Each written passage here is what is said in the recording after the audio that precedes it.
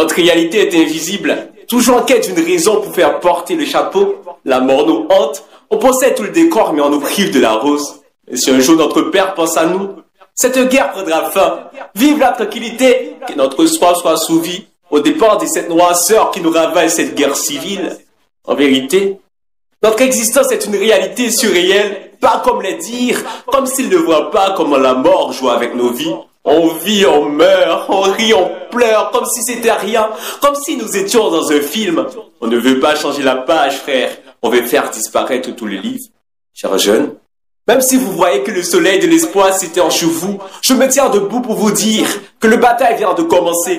Une manière de penser peut agir pour guérir vos blessures. Même si vous vivez dans une vie mortelle, bordel de merde, et le courage comme costume, la motivation et la détermination comme chaussures, en disant nous sommes faibles.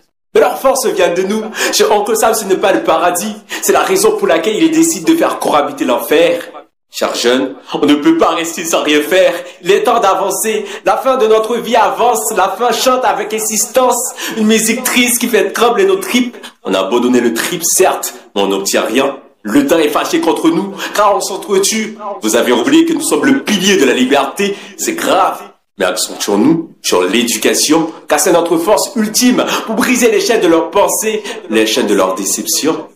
Nous pouvons sauver notre patrie. Et une mentalité de Poutine, car nous sommes le miroir qui reflète l'avenir. Qu'est-ce le slave? Oh, pas la jeunesse.